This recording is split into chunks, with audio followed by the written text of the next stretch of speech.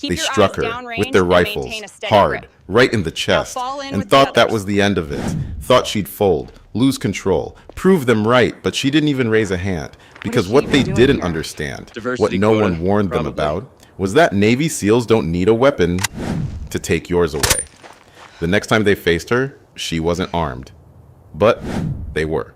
3 cadets, 3 rifles, and not one of them left standing, because the moment they raised their guns, they learned why you never do that to a Navy SEAL. Now, before we show you the exact second she dropped them, without a single strike, and the final words she said that shook the whole base, drop a comment telling us where in the world you're watching from. Tap subscribe with that bell icon turned on, and stay locked in, because this story isn't about restraint. It's about what happens when restraint finally responds. The gravel at Falcon Ridge didn't crunch. It ground. Sharp desert shale baked white by sun and wind, the kind that worked its way into boot treads and stayed there for weeks. The heat sat heavy even at 5 in the morning, thick enough to taste, dry enough to split lips. Somewhere beyond the eastern berm, a diesel generator coughed to life. Then silence again. Always silence. 37 cadets stood at attention across the parade line, sweat already darkening their collars, rifles slung muzzle down, regulation grips adjusted by the book. But their shoulders were loose, eyes wandering. A few traded smirks when the drill sergeant turned his back. They'd been through the endurance circuit at dark 30, cleared the obstacle run in under 12, and survived a gas mask drill that left half of them puking behind the latrines. By now, they thought they'd seen it all. Then she walked in. Lieutenant Commander Arya Kellen moved like smoke. No bark, no stomp, just the soft scrape of boots on stone and the faint rustle of her navy fleece. 36 years old, lean, composed. Her sleeves were rolled to the forearms, no rank visible. But you didn't need to see them. The way she carried herself said everything. A single name rippled through the line, barely a whisper. Kellen? No one said it loud, but they all heard it. The SEAL with the citation, the one from Khartoum, the mission that went sideways when she reportedly refused to open fire. Civilians in the windows, blurred targets, uncertain angles. Disobeyed orders, some said, recalculated the risk. Others claimed. Either way, no one died, and she got a medal for it. Ethical conduct under tactical stress. That medal earned her a ceremony and a reputation she never asked for. The base commander stepped forward, boots clicking sharp against concrete. Gentlemen, this week you'll undergo ethical engagement reinforcement. Lieutenant Commander Kellen will lead all restraint and reflex modules. Silence. Then a scoff, not loud, just sharp enough to be heard. Sergeant Cade Rourke stood near the center of the line, tall, squared, with the kind of confidence that came easy to men who'd never been shot at. He turned slightly toward her, smirk still curling at the edge of his mouth. How's pacifism work with a rifle, ma'am? The sarcasm was smooth, too smooth. Like he wasn't even trying to hide it. Arya met his eyes, not with heat, with stillness. Discipline isn't pacifism, she said. It's accuracy with purpose. The smirk twitched, but didn't leave. Behind him, a few cadets exchanged glances. One mouthed something, another mimicked a meditation pose. Quiet laughter tucked behind a fist. Arya said nothing more, just turned, facing the full group. Drills begin at 0600. Range pads, no gloves. You'll need your hands steady. And with that, she walked off. The sun sliced gold across the range behind her, throwing her shadow long against the dirt. No one noticed how quiet it got after she left. But the first seeds had been planted. The barracks were corrugated heat traps, aluminum siding, rotating fans that did more for noise than cooling, and AC ducts that rattled against dusty concrete like something was dying inside them. After morning chow, the cadets scattered, some toward showers, others toward bunks, but 3 of them peeled off into the far corner near the gear lockers. Rourke sat on the edge of his rack, rolling a resistance band between his palms. Keller leaned against the wall, boots still unlaced, dog tags hanging loose over his undershirt. Mendoza paced, arms folded, dried sweat still streaking his forearms. I'm telling you, Rourke said, she's not a SEAL. Not anymore. You don't preach restraint if you've ever seen real fire. Keller scoffed. She's got the trident. Yeah, Mendoza muttered, but it don't mean much when the brass handed out for moral restraint. He made air quotes with his fingers. You ever hear of someone getting decorated for not pulling the trigger? They said she froze, Keller added. No. Rourke's voice sharpened. She chose not to shoot, which is worse. Let her teammate take a round while she weighed philosophy. They didn't know the facts. No one did. Most of the Khartoum incident was still redacted, buried under layers of classification. But facts didn't matter when rumor filled in the gaps. She's trying to teach restraint, Rourke repeated, like the word itself was an insult. Restraint? During close quarters? Mendoza cracked his neck. Maybe we show her what restraint looks like. See if she sticks to the script. Keller raised an eyebrow. What, like tester? Exactly. Rourke's smile widened. No hits, no injuries, just pressure. See if she cracks. If not, maybe we learn something. If she does, she walks. Push until she fights back, Mendoza said. Rourke nodded. And if she doesn't, we prove she doesn't belong in the kill house. Across the bay, unseen by all three, Arya Kellen stood beside the gear check-in terminal. She hadn't meant to listen, but voices carried in metal halls. She caught just enough. Not the words, not the plan, but the rhythm.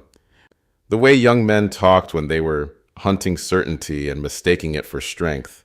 She didn't interrupt, didn't step forward.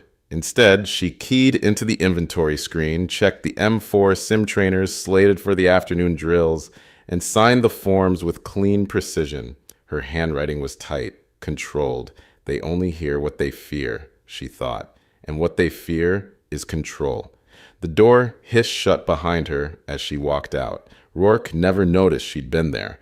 Arya walked the perimeter of the compound in the growing heat. She wasn't avoiding anything, just calculating, the way she always did before an operation went sideways. She'd been here before, not at Falcon Ridge, but in this exact situation. Young operators testing boundaries, Kandahar, Djibouti. Both times she'd waited, observed, let them show their hand.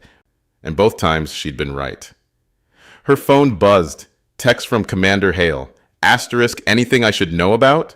She typed back, asterisk, not yet. She stopped near the armory, checked her watch. 1400. The afternoon drill started in 30 minutes. Enough time to adjust the training plan. Not to avoid confrontation, but to make sure it happened on her terms. A junior instructor passed by, nodded. Ma'am, petty officer, he hesitated. Be careful with Rourke's squad. They've been wound tight. She looked up. Tight how? Competitive, aggressive, compensating, she said. He nodded. The wind picked up, carrying dust and diesel fumes from the motor pool. They'd test her today. She knew it the way she knew when weather was about to turn. The only question was how far they'd go. By midday, the sun had turned the range pavilion into a furnace. Metal folding chairs too hot to touch. Rifle barrels wrapped in damp towels. Canteens lined up like silent spectators along the bench. The cadets assembled with the usual mix of fatigue and bravado. Shoulders rolled back, eyes shaded beneath issue caps. A few still chewing the last of their MRE crackers. Lieutenant Commander Arya Kellen stood at the front, alone, hands folded behind her back, sleeves rolled halfway. She didn't raise her voice when she began. She never did. Today's module is disarmament under provocation, she said. It's not about evasion. It's not about attack. It's about reading movement before it becomes violence and neutralizing it without escalation. The phrase drifted like smoke. A few cadets exchanged smirks. She stepped to the equipment table where 3 mock rifles were laid out. M4 trainer variants. Same weight, same size, but with rubber butts and non-functioning bolts. You'll pair off. 1 attacker, 1 defender, simulate threat posture, no contact strikes, no actual takedowns. This isn't about dominance. Rourke raised his hand before she could continue. So, pretend fighting? A ripple of muffled laughter. Keller elbowed Mendoza, who just shook his head. Arya didn't flinch. She walked toward Rourke and stopped 2 paces from him. "Pretend control," she said evenly. "Because if you can't control this," she tapped the edge of the rifle barrel, "you can't control yourself." He smiled like it was a challenge. "You ever practice that on someone who hits back?" She ignored him, walked toward the center. "Volunteer." No one moved at first. Then Private Allen Yu, smaller than most, stepped up hesitantly. "Ma'am?" "Threat posture," she instructed. "Raise your rifle. Aggression, not attack." He did, clumsily. 2-handed grip, poor stance, elbows flared. She read it instantly. Then she moved. No warning. Just pivot, redirect, strip. The rifle was out of his hands before he realized what had happened. Her right arm looped under, locked his elbow, and used his own weight to guide the weapon down, then out. No pain, no force, just precision. The cadets froze. Yu stood blinking at his empty hands. Arya offered him back the rifle like a teacher handing a student's pencil across a desk. "Thank you, Private." She turned to the group. "That was one motion, one breath, no strikes, no threat." A beat of silence. Then Rourke muttered under his breath, just loud enough. "Or one way to make us all look like cowards." This time the smirks weren't amused. They were tight, threatened. She turned, eyes scanning the crowd, but said nothing. The lesson was over, but the resentment had just begun. The afternoon heat settled heavy on the gravel, turning sweat into paste and breath into steam. The cadets were spread across the southern end of Falcon Ridge's training corridor, mock rifles in hand, squinting against the sun. Some crouched behind low barriers, others moving in pairs between cover cones. Lieutenant Commander Arya Kellen moved among them like a phantom, calm, silent, corrective without criticism. She adjusted one cadet's stance with a 2-finger nudge to the elbow, pointed with her chin when another fumbled a grip. "Breathe before you move," she said quietly. "React second, decide first." But not everyone was listening. Cade Rourke had peeled off from his assigned pair. He circled back toward the instructor's lane with deliberate slowness, boots scraping over gravel. Behind him, Mendoza and Keller followed at a measured distance, pretending to adjust their sling straps. Arya caught it in her periphery. Didn't change her pace, didn't acknowledge it. Rourke stepped into her path and stopped. "Ma'am," he said, too casual. "Got a live scenario for you." She raised an eyebrow. "You're off sequence, Sergeant."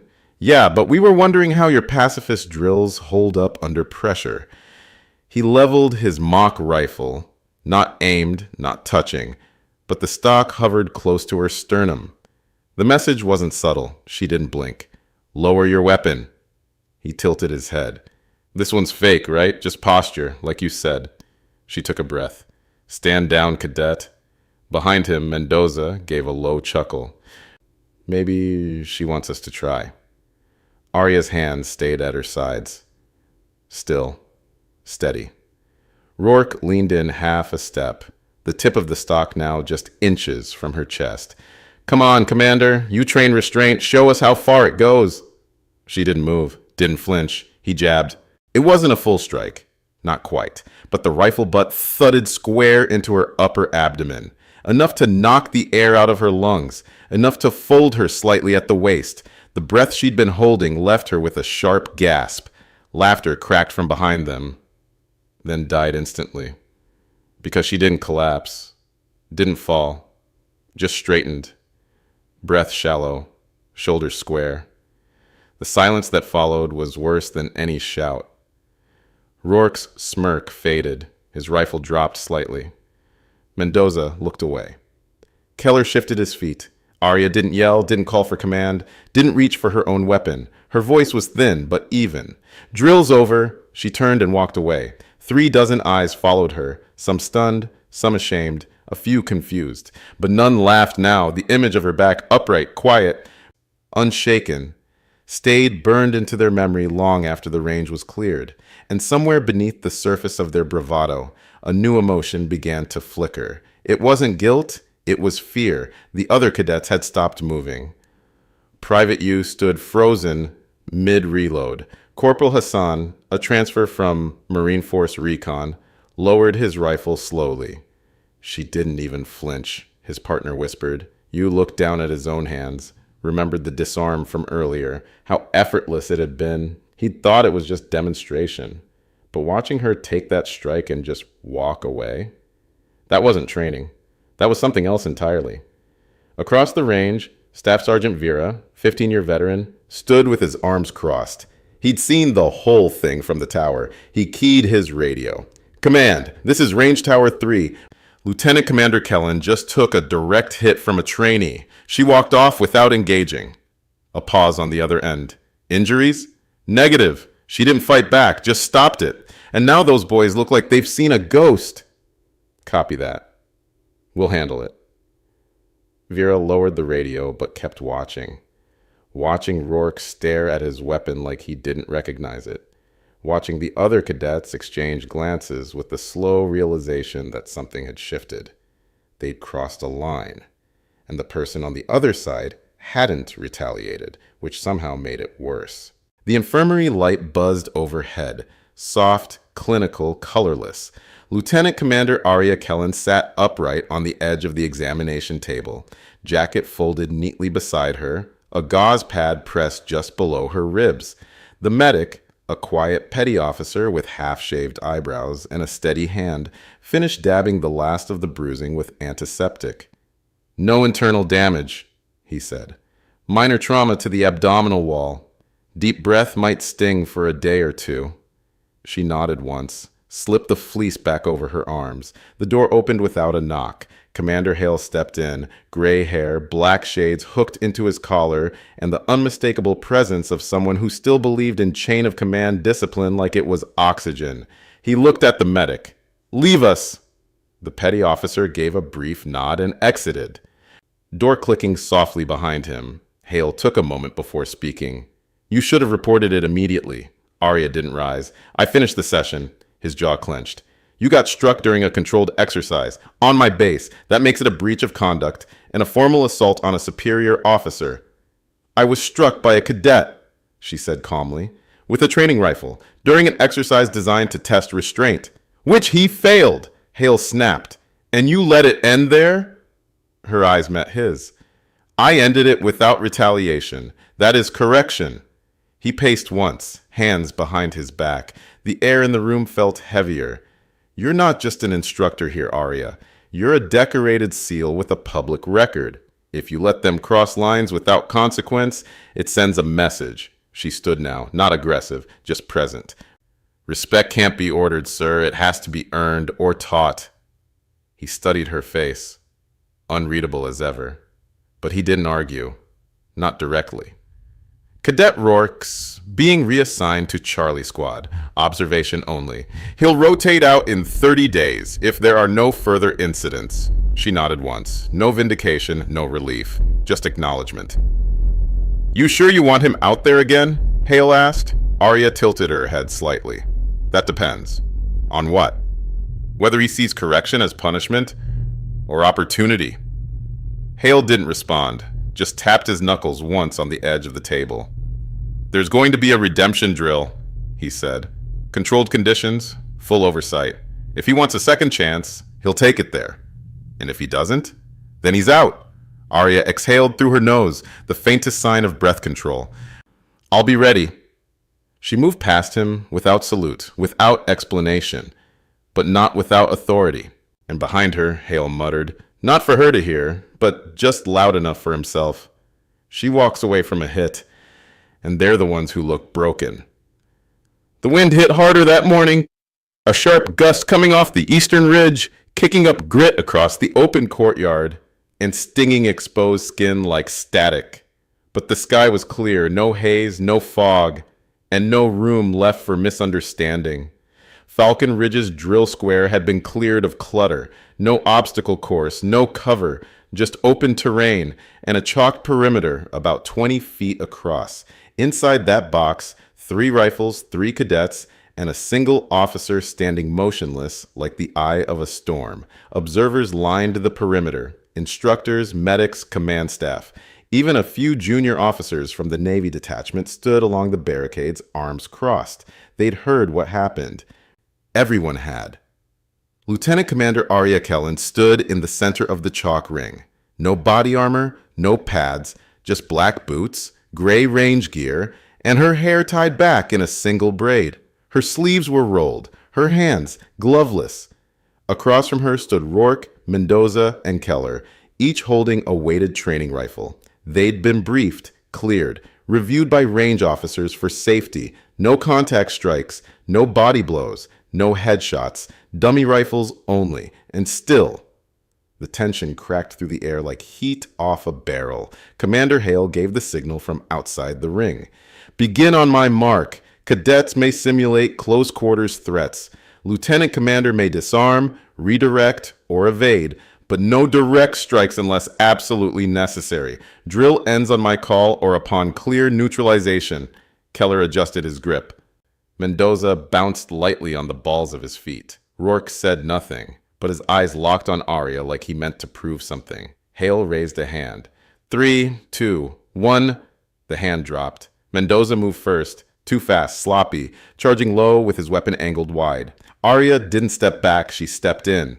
One hand caught the barrel, the other redirected his momentum past her hip. He flew by off balance and landed hard on one knee. She never touched the ground. Keller came next, swinging in a horizontal arc. She ducked, not in panic, but in rhythm, like she knew the strike before he did. Her arms swept up, caught the stock mid-swing, and twisted. The rifle tumbled free, clattering on concrete. One motion, one redirect, no harm. Rourke paused now, rifle half raised. She turned to face him fully, no stance, no guard, just breath and gravity. "You still think restraint is weakness?" she asked. He snarled and lunged. Not clean, not trained, just force, but Arya pivoted, slid under the arc of his movement. Her hand snapped out, braced against his elbow, and her foot hooked behind his leading heel. She didn't throw him. She let him fall. Let his own weight decide the outcome. He hit the ground flat. His rifle skidded 2 feet away. She stood over him, hands down. "I didn't hit you," she said. Breathing hard, he looked up. "But you could have." She stepped back, offered no smirk, no lecture, just calm. "That's the point." Commander Hale raised his hand. "Drill complete." The courtyard held its breath, and for once, not one person laughed. No one moved at first. The chalk ring lay quiet under the morning sun. Footprints scuffed into figure eights and half steps, the echo of a fight that never quite became one. Keller stood nursing his wrist. Mendoza had already taken a seat on the edge of the range, breathing through his nose like he was trying not to throw up. And Rourke, still on one knee. The observers said nothing. No notes, no commentary. Just the silence of a dozen professionals who knew exactly what they'd seen and why it mattered. Lieutenant Commander Arya Kellen didn't gloat, didn't circle. She just stood, breathing even, hands relaxed, watching Rourke with eyes that didn't judge, only measured. He looked up, still flushed. Sweat streaked down his neck, and for the first time since she'd arrived at Falcon Ridge, he didn't look defiant. He looked unsure. She stepped forward, one pace, then another. When she reached him, she didn't reach down. Didn't offer her hand like she was above him. She just waited. He stood on his own, and when he was up, boots steady, chin level, she finally spoke. "A rifle's power ends at its muzzle," she said quietly. "A soldier's begins where his mind does."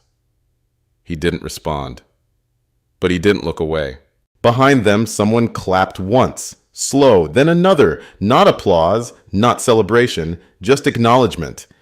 A wave of sound rose gently around the square. Not loud, not dramatic, just earned. Commander Hale, arms folded at the boundary line, nodded once to his adjutant, then stepped forward himself.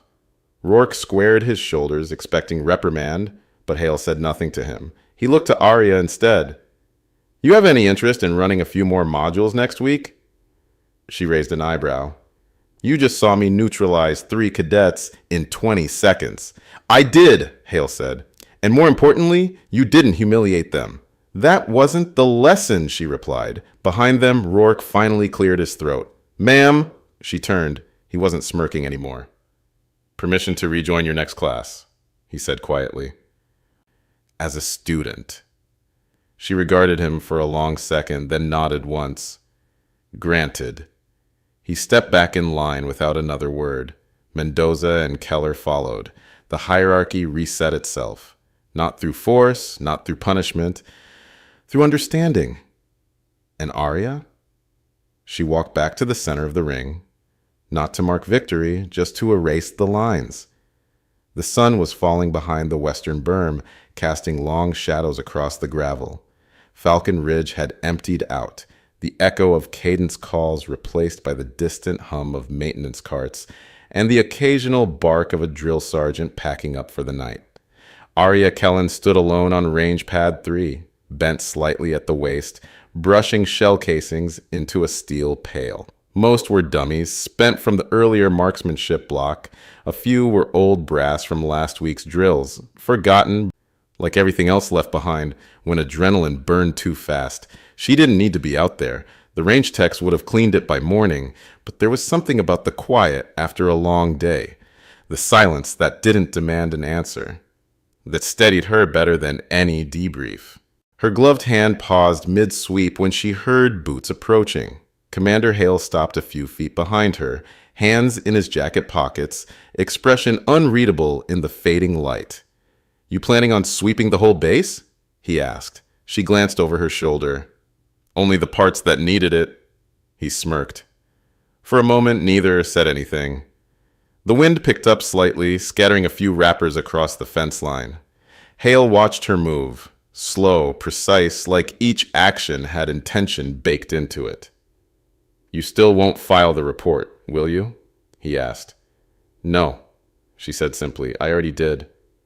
He looked confused for a second, until she nodded toward the parade grounds in the distance. The cadets were still out there, Rourke, Keller, Mendoza, running coordinated drills with the rest of Bravo platoon. No one dragged, no one joked. The rhythm of their movements sharp, controlled. "They're back in formation," she said, "and this time they're listening." Hale followed her gaze, then gave a slight nod. "That's correction enough?" "It's the only kind that lasts." Another silence. This one more comfortable. She dumped the last of the brass into the bucket, wiped her palms on her cargo pants, and looked up at the sky, just in time to catch the first star blink through the dusk. Hale shifted his weight. "You ever think about coming back full-time, Instructor Billet?"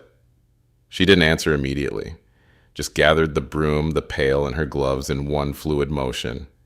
Then, over her shoulder, with a faint smile, "You just gave me my first class." A week later, the footage had already traveled farther than any official memo. No names were attached, just grainy overhead video, caught by an internal training cam.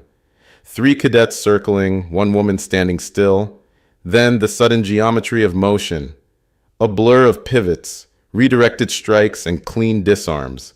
No slow motion, no music, no impact sounds added, just the sound of gravel, breath, and silence at the end. They watched it in the SEAL Instructors Lounge in Coronado, in the back room of an Army prep center at Fort Stewart, in 2 separate briefing rooms on different coasts, always shared the same way.